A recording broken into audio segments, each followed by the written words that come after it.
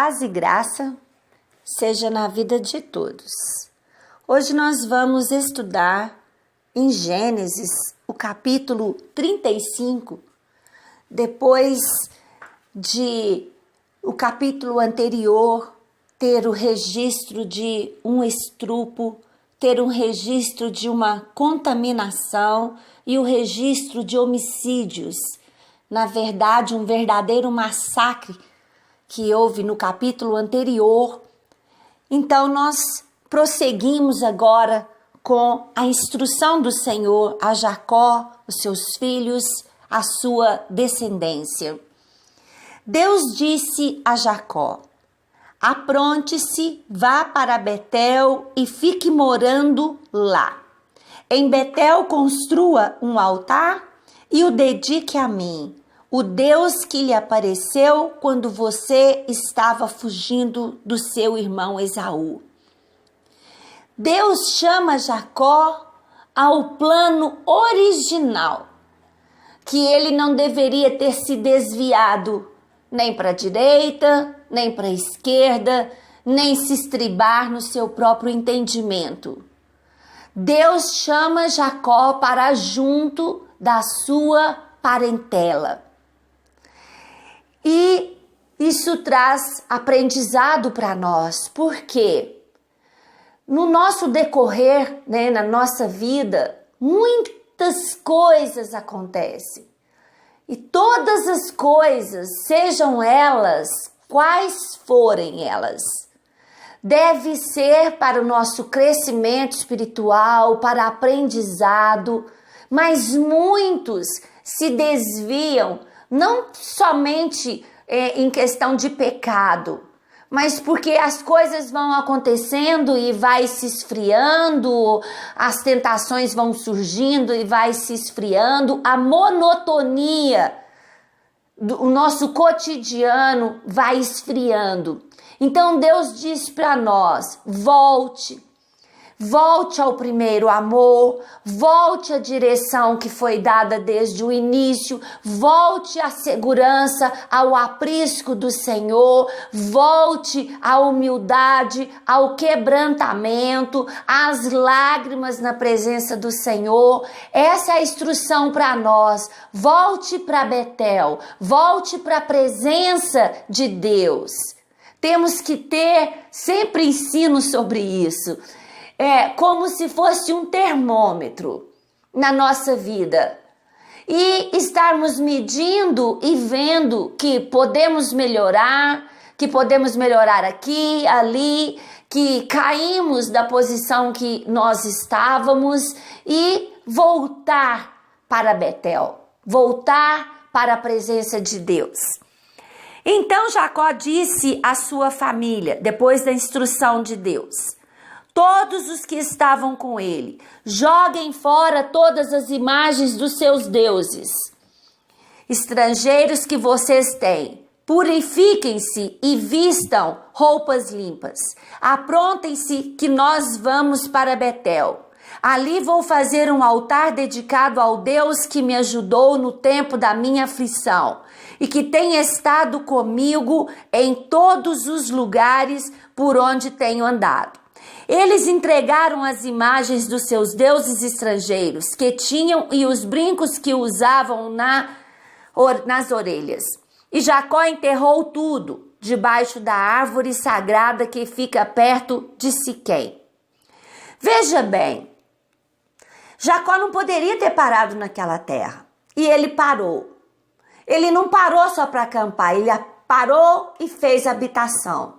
E houve ali uma grande contaminação visível aos nossos olhos.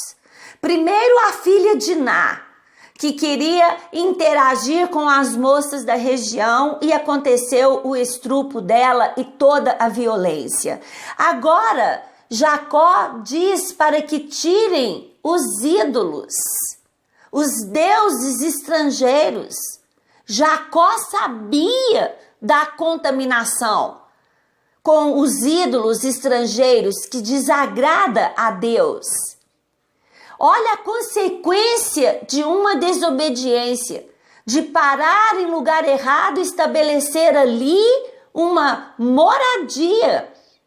Houve contaminação dos filhos de Israel, que viriam a ser a nação de Israel, as 12 tribos de Israel. Havia entre eles deuses estranhos. E quando Deus diz para trocar as vestes, Ele está querendo falar para nós, faz uma limpeza, faz uma varredura nas suas vidas, tira toda a sujeira para fora, não somente de idolatria, mas toda a mágoa, todo o ódio, todo o pecado. Vistam roupas limpas, roupas de santidade que agradam a Deus.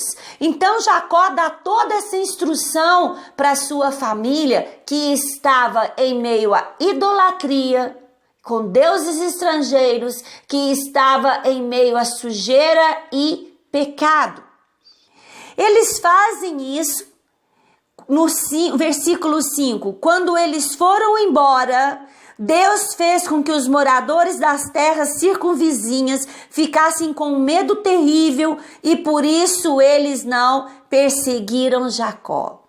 Depois que eles se dispuseram a voltar à presença de Deus para o plano original, tirar os deuses estranhos, tirar as roupas sujas e colocar vestes limpas na presença do Senhor, o próprio Deus colocou nos vizinhos de Jacó um terror, um medo terrível. E assim eles não atacaram Jacó com a sua família, porque todos ficaram sabendo do massacre que foi feito ali com Siquém, com o rei, o pai de Siquém e com toda aquela cidade. Deus mesmo cuidou de colocar um terror para que os inimigos não atacassem Jacó. Que Deus também faça isso para a minha vida, para a minha família, para a sua vida, para a sua família. Depois de voltar à presença do Senhor, tirar tudo que não presta, Ele mesmo cuida dos nossos inimigos. Muito lindo isso. Assim Jacó e toda a gente chegaram à Luz, cidade que também é conhecida pelo nome de Betel, que fica na terra de Canaã. Ali ele construiu um altar e pôs naquele lugar o nome de o Deus de Betel, porque ali Deus havia aparecido a ele quando estava fugindo do seu irmão. Naquele lugar, Rebeca, a babá, de Rebeca, ela faleceu e também foi enterrada ali naquele lugar, Débora. Ela foi sepultada debaixo da árvore sagrada que fica ao sul de Betel e puseram naquele lugar o nome de Árvore Sagrada das Lágrimas. Quando Jacó voltou da Mesopotâmia, Deus lhe apareceu outra vez e o abençoou dizendo: você se chama Jacó, porém esse não será mais o seu nome. Agora o seu nome será Israel. Eu sou o Deus Todo-Poderoso. Tenha muitos filhos e muitos descendentes. Uma nação e muitos povos sairão de você. E entre os seus descendentes haverá reis. A terra que dei a Abraão, a Isaque, darei também a você. E depois a darei aos seus descendentes. Deus confirma a promessa. A mesma promessa que ele havia feito a Jacó naquele mesmo lugar onde ele havia mudado o nome dele, ele está dizendo para ele: esse não é mais o seu nome. Seu nome agora é Israel. Nós temos que estar voltando a nossa mente, o nosso coração para as promessas de Deus na nossa vida. Satanás é astuto e quer nos desviar e mentir para nós o tempo todo sobre a nossa verdadeira identidade. Somos filhos de Deus e não mais criaturas. Com o poder do Espírito Santo de Deus, quando aceitamos a Jesus como Senhor das nossas vidas, cremos no Senhor, nos batizamos, nós nos tornamos novas criaturas. Amém? E aqui ele faz essa promessa de novo para Israel, para Jacó, dizendo quem é ele, quais as promessas que ele tem para a vida de Jacó. Quando acabou de falar com Jacó, Deus subiu e foi embora daquele lugar.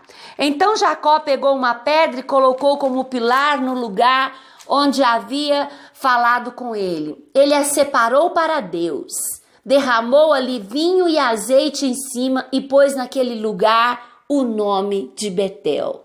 Estava tudo ali confirmando o que ele já havia feito há cerca de 20 anos atrás. Ele recebeu uma promessa de Deus, ele levantou um altar ali naquele lugar e agora ele está confirmando. Deus confirma a aliança dele conosco e nós confirmamos a nossa total entrega, o nosso louvor, a nossa adoração a Deus. E depois nós vamos ver Jacó indo em a direção que Deus mandou. E nesse meio do caminho, Raquel, a sua esposa amada, ela estava grávida. E ela entra em trabalho de parto. E tem um parto muito difícil. E ela ali, ao dar à luz a Benjamim, o caçula de Jacó, ela morre. E Jacó, então, sepulta ela ali no meio daquela viagem. O que isso traz para nós? Dá para imaginar a grande tristeza de Jacó. Jacó trabalhou 14 anos para ter essa esposa, era o projeto inicial do coração dele. E agora ela morre. Nessa vida, nós lidamos com muitas perdas. E a pior delas é a perda de um ente querido. Eu não passei por isso, mas eu imagino a dor que é perder um ente querido. Só o Espírito Santo de Deus para consolar alguém que tem uma perda como essa. E o Espírito Santo, ele é especialista, ele consola. Existe ali o tempo de luto, existe ali o tempo de tristeza. É tempo para tudo, como diz Eclesiastes capítulo 3, e passando pelas fases, pelo tempo do luto, a vida que se segue. Estamos aqui de passagem. A eternidade é muito, muito, muito superior a esse tempo de prova que nós passamos aqui nessa vida. Para essa pessoa, né, que pode estar me ouvindo agora, como Jacó teve essa perda na vida dele e ele era um patriarca. Ele tinha uma família para conduzir, uma geração para vir dele e dessa geração vir o Messias. Nós sempre temos uma grande obra, uma grande família para vir de nós. Por isso é necessário, depois do luto, um luto também na presença do Deus Altíssimo, para receber dele o carinho e o consolo. Depois disso, é ficar de pé, ajudar outras pessoas, porque essa é a nossa obra aqui, nessa vida. Amém? E o capítulo termina falando sobre os filhos de Jacó, com Lia, os filhos de Jacó com a serva de Lia, com Raquel. Raquel só teve José e Benjamim. Os nossos próximos capítulos, eles vão começar na história linda, maravilhosa, edificante sobre José no Egito, a virada que Deus dá na vida de José. Vamos focar os nossos estudos daqui para frente, né? Sobre José. Vai vir todo o ensino, todo o estudo, tudo que Deus vai falar conosco a partir de José. Então, termina o capítulo 35 falando sobre os filhos de Jacó, que serão aqui as 12 tribos de Israel. Deus é maravilhoso. Deus é grandioso e misericordioso. As misericórdias do Senhor se renovam para a nossa vida. A vida de quem é falho como eu se renova todas as manhãs. E a misericórdia do Senhor é demonstrada aqui no capítulo 35, depois de tão grande tragédia, depois de uma contaminação que desagradou tanto a Deus, da desobediência de Jacó, de não ir para a casa do pai, como foi a instrução desde o início, nós vemos aqui a misericórdia do Senhor no capítulo 35, falando para ele voltar à sua presença, falando para ele e a família se purificar de todo pecado, de toda sujeira, e ir e erguer ali um altar de adoração a Deus. E depois de tudo isso, ele põe pavor, né, nos inimigos de Jacó, que não lhe tocam, não fazem nada contra ele. E depois ele confirma a sua promessa feita a Jacó há muitos e muitos anos atrás. Deus é Deus de promessa. Ele não se esquece das promessas que faz para nós. Amém? Se agarre a esse Deus, porque vale a pena. Deus te abençoe.